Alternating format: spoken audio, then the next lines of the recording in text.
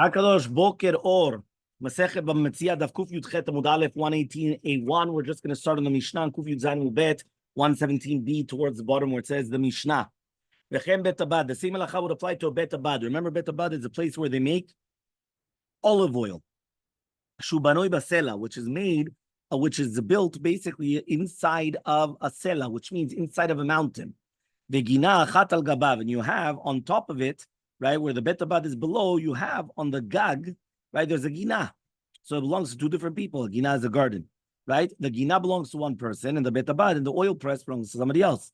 V'nivchat, so the gag of the Bet Abad starts coming inside, right? And therefore, the guy cannot come and start planting anything. Hare bala gina yored v'zorea lemata. So the bala gina could go down and he could start planting. Ad shi'aseh lebet bado kipin. Until he's going to have in the Bal Bet Abad, he's going to have kipin, which means that it's going to be like a kippah, like a dome. Right? And he's basically what's going to happen is that the Elyon, he could put afar, dirt, and plant there. The same halacha would apply now to a kotel va'ilan. You have a wall and you have a tree. Shenaflu l'reshut harabim, that fell into reshut harabim v'ziku, and it damaged. Patur min l'shalem, you're not going to have to pay anything. Natnu lo zman lakutz ta'ilam l'isod, but if you gave him time, for example, now it's the hurricane season. So they give you time. They tell you have to prune the trees. You have to do this. You have to do that. So if they gave you the time to come to cut down the tree or to take down the wall, and you didn't do it, and it came and it fell down within the time which is appropriate, you're going to be patur, because it's considered an honest. However, la'achar zman, but if it's going to be after time, you're going to be chayav. Somebody that his wall was beside the ginat chaveron, it fell. And he says, get rid of your stones. So he comes and he tells him, they're yours. Whatever fell into your property, they're yours. Do whatever you want with them. And Shomilo, we don't listen to him. Why? Because you yourself, you're obligated to take it. That means even though now you want to give it to him as a present, it doesn't matter. It's yours. You have to get rid of them. Nishikibel alav, once you're mekabel, yeah, he comes and he says, once you're going to be a mekabel, so he says, in such a case, right? And then he says, here's the hotzaot of taking away the stones, and I'm going to take mine back. And Shomilo, we're not going to listen to the balakotel, because now the balagina already was zochen, meaning that the second that he was zochen the stones, now the other guy cannot retract anymore. The owner of the wall, that means the owner of the wall comes and he says, they're yours, take it, or whatever it is. So now at the beginning we don't listen to him, but if the balagina does agree, and therefore he says, okay, I'm going to keep the stones and I'm going to get rid of them. I'm going to get them out of my garden. So now the second that it happened, that's it. So now, right, he does not, he cannot retract. Another halacha which is comparable to this also. If you're going to get a worker to work with you for teven and kash, which is basically straw, right, and grains, right? Whether it's from the fker or from his own, and he tells him, give me the money. And he says, take what you worked, take that as your salary. And Shomilo, we don't listen to him, right? He's chayav to give him money. But if the guy already accepts it, and then he says, no, here, take the money, and then I'm going to take mine, and Shomilo, because once the guy is zocheh, and whatever you told him, kaddish, that's it. There's nothing what to do anymore. He's already zocheh, you cannot do anything anymore. Says the Gemara, nifchata.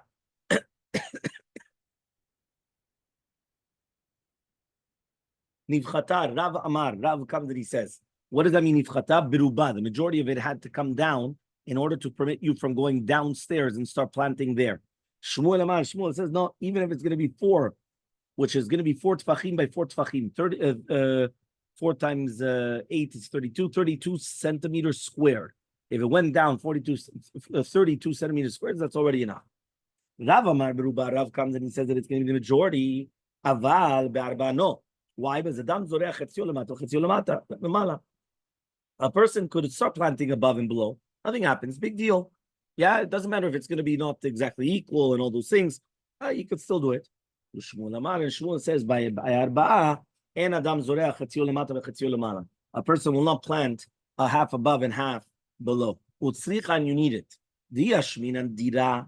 If you're going to tell me now, we're talking about the dira, which is the ba'it and aliyah. And this Shmuel says, but the person does not live a little bit over here, a little bit over there.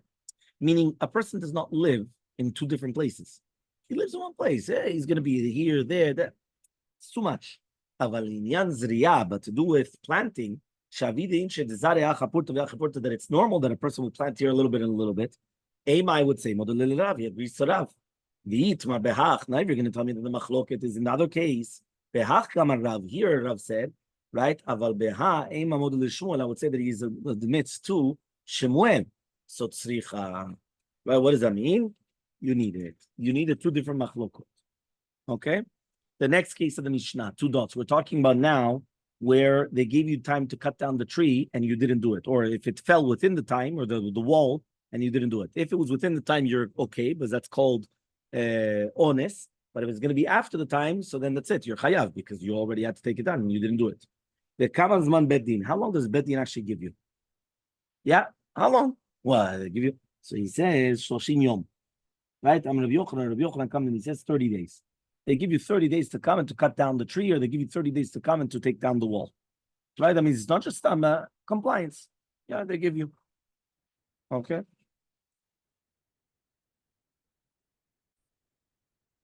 The next 2 dots says Misheya Kotlo, somebody that has a kotel that was beside the gina. So says the Gemara, how many times Seifa, from the fact that the Seifa says Helach itziotecha, take the your wages of what it is to cost to get rid of it. Mikal de paninu askina. We're talking about that they got rid of it. So Tama the faninu, it's only because they got rid of it. But if they didn't get rid of it, then no. Amai why? The tiknelo sadeu. It should already be a kinyan. The field should be a kinyan. Meaning, one more time, what happened? Right? My wall falls. I tell you, you know what, John Paul, I'm not going to get rid of it. You keep it. Whatever fell in your property, you keep it. So says the Gemara, if you did not accept it, so then we don't listen to me. I still have to go and I have to pick it up. If it is that you did accept it and now it's yours, I cannot afterwards come and tell you, take the money. And no. It's yours. You already acquired it. Says the Gemara, 1 second. If right now, even if you did not get rid of it, if I come in and tell you they're yours, where are they? In your field. Your field should acquire it. Kinyan chatzeh. That's what the Gemara is asking. They're going to acquire it even if you don't know about it. So kavachomer here that you do know about it. So answers the Gemara, one of these words, only in a place where you have kavanah to be makneh. But here, meaning here, I don't have kavanah to give it to you to acquire it. I just want to get out of the problem.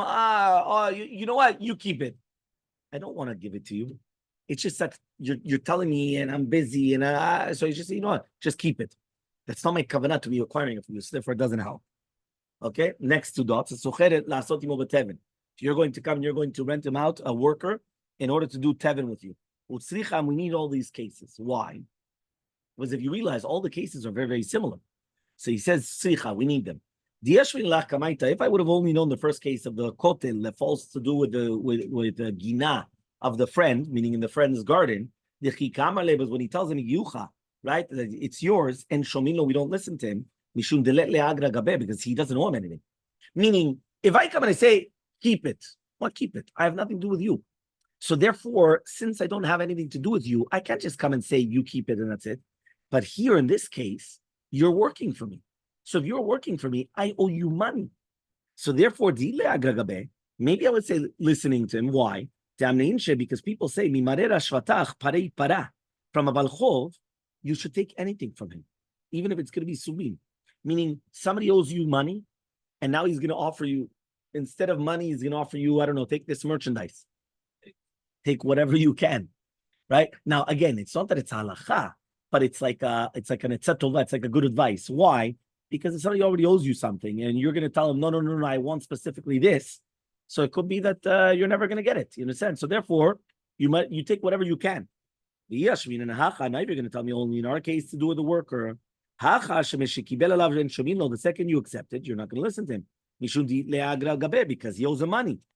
Meaning, if we only mention the case of the worker, I would have said, listen, you owe him money. You told him now take the grains and the stalks. So now it's his. But in the regular case, but in our case, the lele, that you don't owe him anything, I would say that shomino, that we do listen to him. And that means what? He could actually retract and everything. So tzricha, therefore we need both cases. Okay? Fine. And shomino, we said that we don't listen to him. Meaning the guy comes and he says, you know what? No, I'm going to give you the money and then give me back the grain. We don't listen to him. Vatanya, we learned in the right that we do listen to him. So Rav Nachman said, Lakashaf, question. Kam b'shelo, kam b'shel chavero. We're talking about two different cases. Our Mishnah is talking about, right, shesecharo lelaket teven v'kash in his own field of the balabait himself, and therefore he's obligated to give him money. So we're not going to listen to him afterwards when he says tol ma shasita b'scharecha. But in the Braita, we're talking about shesecharo lelaket teven v'kash b'tzedek shel chavero of a third party, and therefore he comes and he says, therefore he's not obligated to pay him, and since he's not obligated to pay him, that's why I say shomim lo, right? We do listen to him. Amaleh Rabba le Rav Nachman. So says Rabba to Rav Nachman. Beshelo, my tama. What is the reasoning why in his own field, right? We're not going to come and listen to him. Right? You have to pay me, right? Beshel chavero nami the same thing. Scharo alav. The time was we learned in the Braita. So to poel aso beshelo ve'erau beshel chavero noten lo secharo mishalem. Ve'chozev noten babay masheneto ana. Imagine I come right now and I get a worker. And instead of getting the worker to work in my field, I'm getting him to work in Baba Haki's field, right beside me. So I have to pay him. Why? Because when I came and I told him I'm getting him to work, and then I showed him Baba Haki's field, he thought it was my field. So how's he going to know? So therefore, I have to pay him 100%. Then I go running after Baba Haki. I tell him, listen, by the way, give me the money, right? Pay me back. But that means that you have to pay me, that I have to pay. I'm the one that, because I was the one that got the worker. The Baba Haki didn't even know about it. I got the worker, I did everything, so I have to pay. And then he just has to pay me the minimum, basically, of what it is of benefits, meaning that at the end of the day, he benefited. So that's it. So, for example, I cut his grass. So now he doesn't need to pay his lawnmower guy. So he canceled him, and he doesn't have to pay. So he has to pay me, right? What it would have cost. I paid more. Doesn't matter. He pays me the minimum. Okay? Yeah, we saw this a few times. So says the Gemara, Rav Nachman, but Rav Nachman comes and he says, like that's not a question. Kam b'shelo, kam b'shel hefker. It all depends whether it's going to be his or of hefker, which means that it all depends. He says if it's going to be the balabait himself, we're not going to listen to him. But if it's going to be of hefker, then we do listen to him. So eitvei, that means before we answered between his field and his friend's field. But then we just said his friend's field, selamim shos, like his field. Why? Because if the friend doesn't know about it, so you're obligated to do everything. So the Gemara answers, you're right. It's your field and the hefker's field. That's the case. So eitvei, Rabba Rav Nachman, ask Rabba to Rav Nachman, Metziat poel. If a worker comes and he finds something, it belongs to him, not to the balabait. Ematai, one of these words. Izman shamalo balabait. If the balabait says nakeshimi yom adormi yom, only that you're working for me today. But if he told him aseimi milacha yom, if he told him 1 second, if he comes and he says you're pruning for me, or you're doing something like a specific job, and he finds something, it doesn't belong to me. But if I tell him everything that you work today is mine, so then it does belong to me. Because it wasn't a specific job. You're working for me as a whole today. So right now you're going to start pruning, and then you're going to start cutting the grass, and then you're going to start, I don't know what, reaping, and then you're going to start. So therefore, it all depends on the terminology. Meaning it depends what you're getting him for. If I come and I get...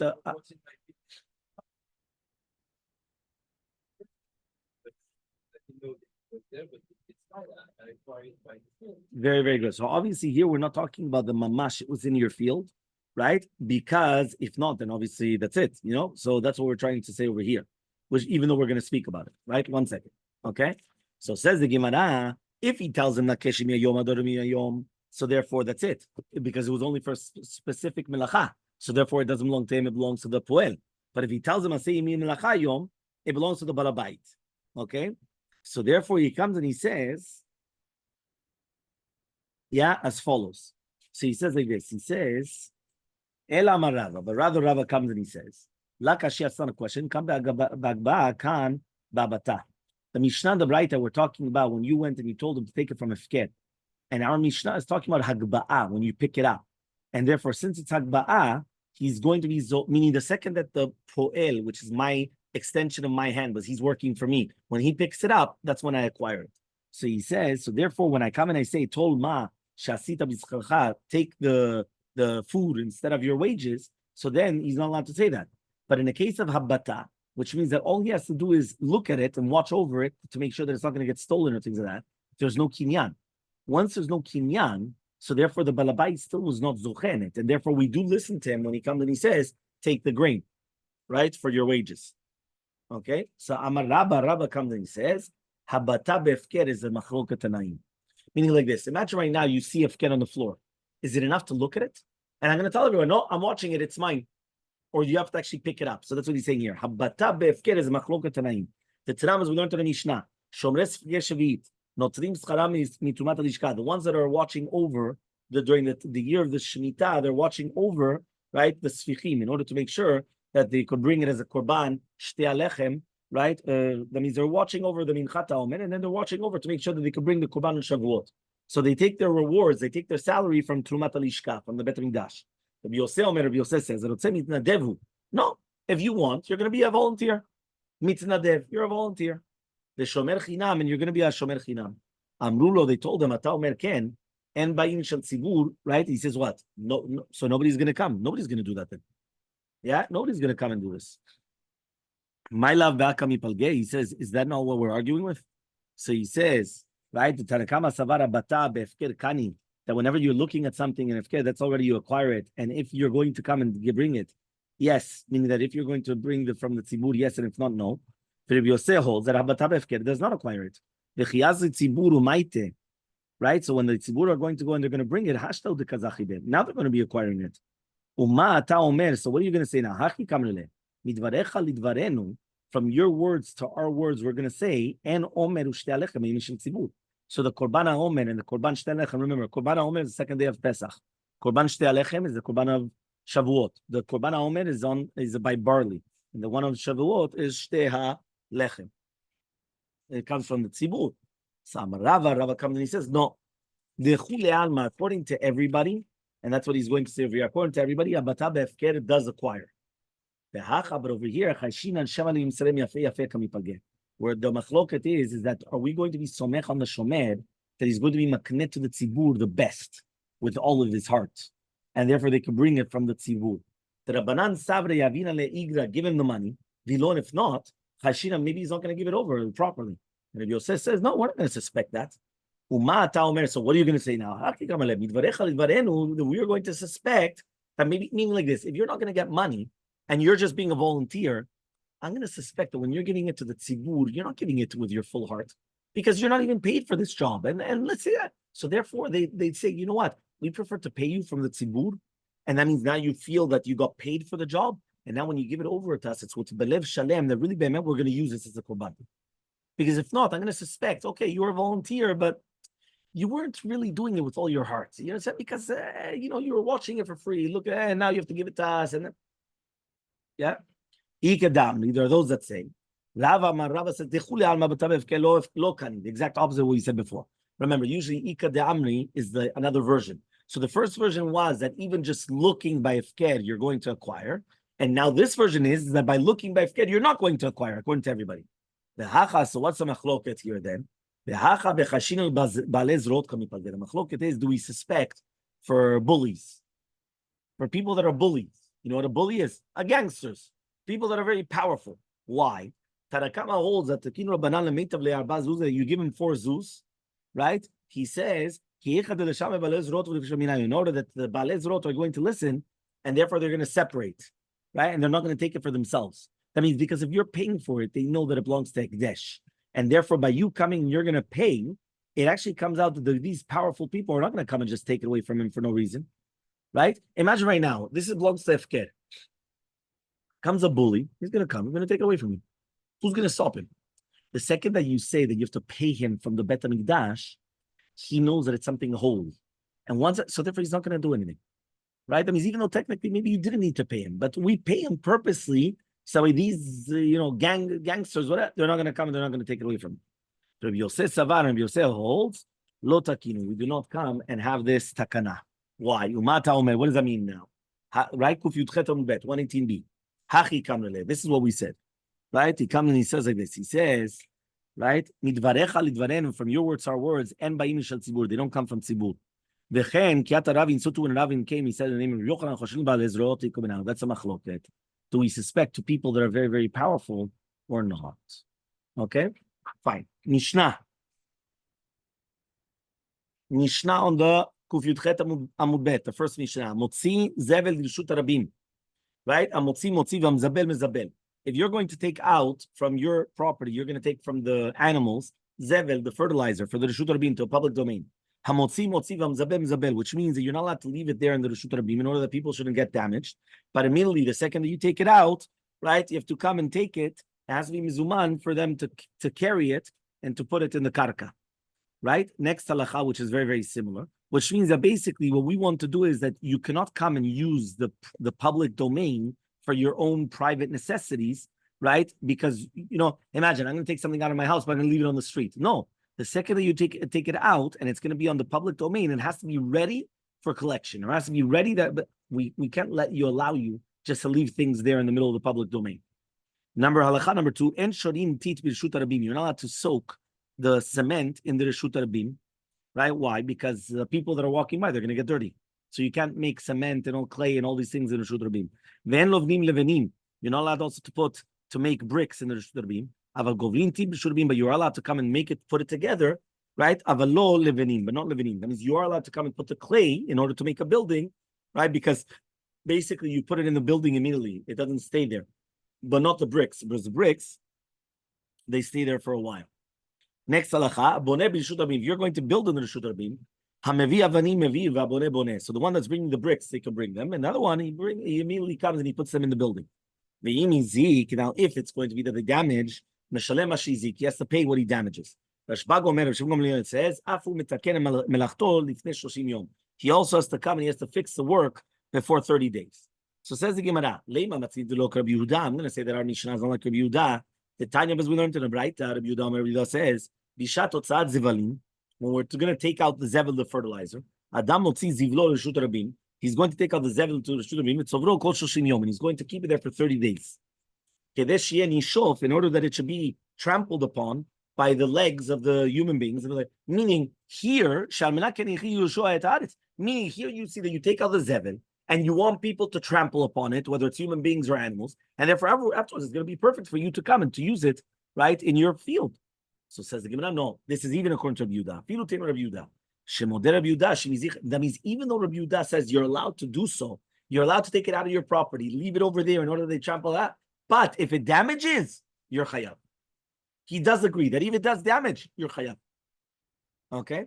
So ask the Gemara, we learned in the Mishnah, Rabbi Yehuda says, Bener Chanukah, that you're going to be patur because you're doing Reshut, which means that if you came and you put the Ner Chanukah and then somebody comes and he gets damaged with the Ner Chanukah, remember the Ner Chanukah was outside, right? So therefore somebody comes and he gets damaged, you're going to be patur. What does that mean? My love Reshut the Din. We're talking about that you got permission from the Din. Says no, because you're doing a mitzvah. Meaning because you're doing a mitzvah, so we're not going to give you a penalty that if you damage, you're going to have to pay. So says the Gemara, Vatanya, we learned to the Braita, Kol elu she'amru mutarin lekalkel b'Reshut Rabim. You see over here, Rabbi Yehuda says mefurash that if right now you did something and it damages and it's in the public domain, you're going to be patur. Because the second that the rabbi said you're allowed to do it in the Reshut Rabim, if you damage, you're patur. So not like what we're saying over here. We thought it was only by Chanukah. No, it's by anything in general. You come and you are given permission to do something in the public domain, and now it comes and it damages, you're going to be patur. So says the Gemara, you're right. You're right. Our Mishnah is not like Rabbi Yehuda.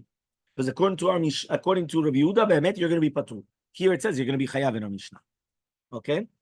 Amar Abaye comes and he says, Rabbi Yehuda and Rabbi Shimon Gamliel, Rabbi Shimon kulu sfira lehu. Right? And Rabbi Shimon. So you have Rabbi Yehuda, Rashbag, and Rabbi Shimon. Everybody holds. So these three rabbis, they all hold the same thing. If the rabbis give you permission to do something and you damage, you're going to be patur. Rabbi Yehuda was one that we just mentioned. Okay? Rashbag, the Torah we learned in the Mishnah. Rashbag says, "Af metakenu ut melachto lifnei 30 yom." You're allowed. It says "af" also, which means that he's arguing on Tanakama to do with the tashlumin. That according to him, you don't have to pay. Rabbi Shimon is another Mishnah. Hayam amido ba'aliyah. If you have in the aliyah, you have like an oven. Tzarich she'eh tachtea maziva.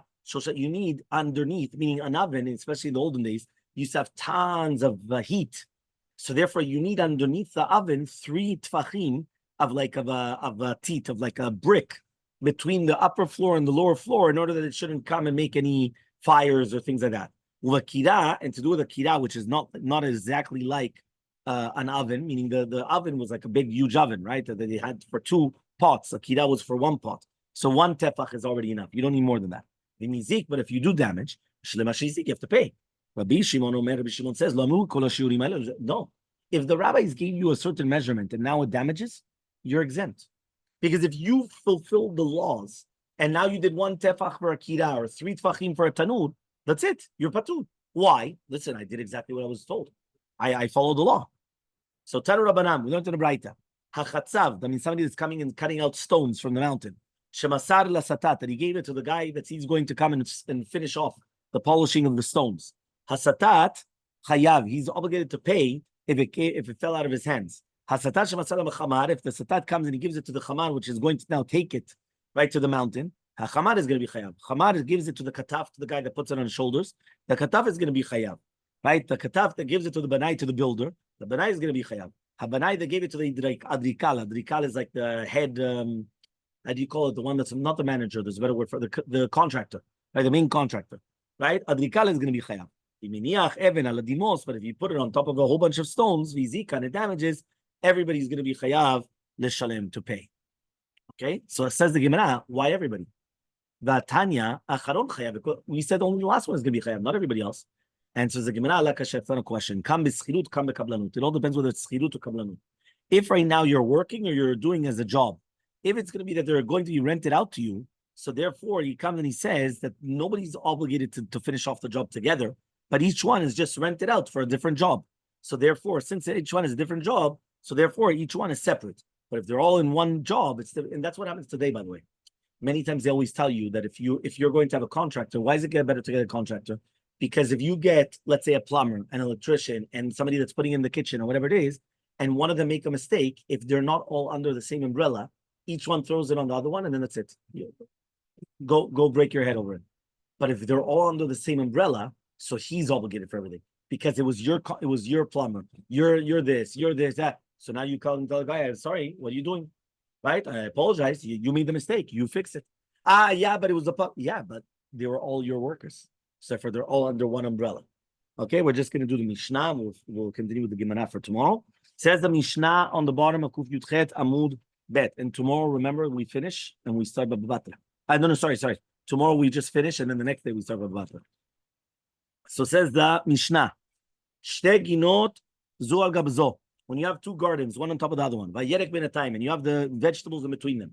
Rabbi Meir comes and he says shel elyon, right? Rabbi Yudah omer shel tachton, which means that when you have two gardens, one's on the top, one's on the bottom, and there's in between. Are you looking, doctor? You have one up here and one up here, meaning that there's like a slope.